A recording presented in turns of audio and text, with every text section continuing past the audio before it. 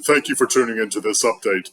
I'm Joshua Dobie. Appreciate so much you giving us a couple of minutes here to talk about just some of the happenings here over the last several days to a couple of weeks or so, especially as it's now created some short-term negative volatility in the market. As a matter of fact, as of the time of this recording, we're coming to the end of the close of the market here on Monday, August 5th, and it was a very volatile start to the morning. Some very uneasy news coming through the international markets over the weekend created some disruption at the start of the markets this morning. Things have popped back up a little bit and stabilized some, but still notably down from where we ended the day on Friday of last week. So let's talk about a little bit about what has happened here and the reasons why the markets are a little bit jumpy. First one, we had an uptick on Friday in the unemployment rate. We moved from a space of approximately 3.7% unemployment to approximately 4.3% unemployment. You may say, well, that doesn't sound like a lot. Folks are looking at it, certainly market-wise, in terms of the percentage of movement in a relatively short amount of time. So the unemployment figure, definitely one of them. Second one, and I'm not going to get too granular on this because there's a lot of deep economics into it, but there was an increase by the Bank of Japan in their overnight lending rate of 0.25 percentage point. Now, you may say, well, that's not that big of a deal, and you would be correct. However, when you look at the fact that the Bank of Japan has had practically a 0% interest rate for the better part of a couple of decades, moving a 0.25% is actually a very big move, especially as they indicated they're probably going to increase by another 0.25 percentage point again here soon.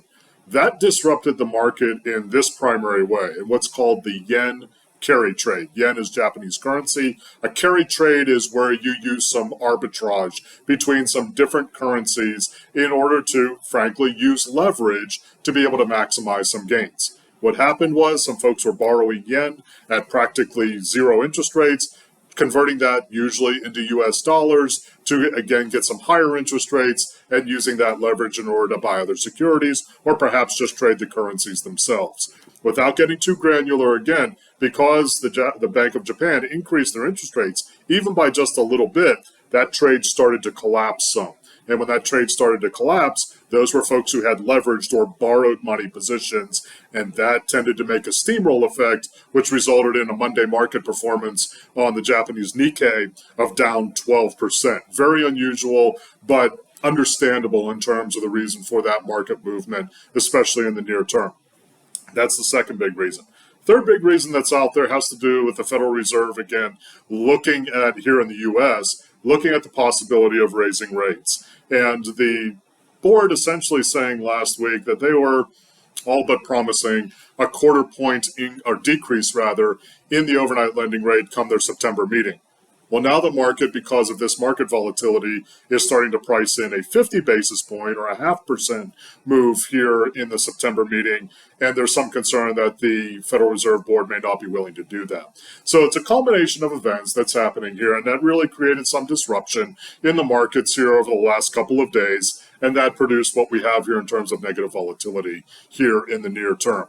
Now, I'm jumping on here to A, to give you some indication about what has happened, but B, obviously, also to give a little bit of what our thoughts are on it. The first is, this kind of stuff happens all the time, folks. I know it's hard to stomach it, especially when we've looked at some increases in our equity markets that are quite noteworthy here over the first half of the year. Whenever things come down 2 or 3%, we feel it. We definitely don't like it when things go in that negative direction. And so when we're looking at where the markets are moving, we don't like it. However, we have to remember a couple of key facts. One is, the markets are still, as measured by our most popular indices, still very positive for the year. Anywhere between 3 and 10% to the positive here, as measured by the Dow, the NASDAQ, the S&P 500, etc. So we still have to keep that in context. And remember, we're just about in between the halfway point and 3/4 point movement of the year. So we're talking about a year's worth of movement in a positive way that even with this most recent negative volatility still happens to be the case. For the folks who are concerned about unemployment, looking at this on a pure academic level, moving from 3.7 to 4.3% is noteworthy.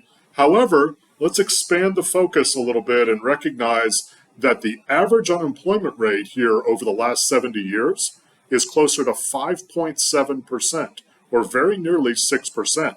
That's the average over the last several decades. So when we're looking at the context of where unemployment has been, yes, it has bumped up a little bit from where it was, but we are still dramatically below the average in terms of where unemployment usually is for the U.S. economy. And folks may say, well, this isn't the same economy that it was in the 60s, the 70s, the 80s, and the 90s. I will completely agree with you on that. However, it's also unnatural for an economy of our size to be at this level of unemployment. Thankful for it in that basically everybody who wants a job can find one, but it is still unnatural that we would be so low in the unemployment space percentage-wise right now, especially with what the Federal Reserve has done with interest rates here over the last year and a half, meaning that usually as interest rates rise, unemployment rates rise as well. You probably heard me chat about that in previous updates here over the last several months. The last item has to do with the Federal Reserve Board and raising interest rates, cutting interest rates. They have raised interest rates a lot here over the last year and a half. You've heard me say, I wish they would, this is just my commentary, I wish they would maintain this level for a little while to kind of see where things shake out. Now folks are saying they're going to cut rates, and there's some concern, and even the R word, the recession word, being thrown around. Folks, we are nowhere near that yet. We are nowhere near a recession at this point. It doesn't mean that we can't get there or that it can't happen, but we are nowhere near that kind of space at this point. We have a GDP growth rate of a little over 2% right now. We have, again, very, very low unemployment, even with the uptick that we've seen here recently, and we're not seeing a particular slowdown in capital spending. There are some nicks and bruises throughout our economy, but there always are. So what does all of that mean for you? Now that I've given the overview about what's out there and then our thoughts about it, what does that mean for you? Well, the answer is different for everybody. You know that. I'm not going to be able to give you just the perfect bullets to be able to address this. But generally speaking, folks, it doesn't make sense to make rash decisions based upon near-term volatility in the market. I'm going to say that again. It generally doesn't make sense when we look at it historically to make rash decisions based upon near-term volatility in the market. We all want to get ahead of it, right? We all want to be anticipatory about what may yet lie ahead for us economically so that we can make some decisions ahead of time. And that's always wise to do.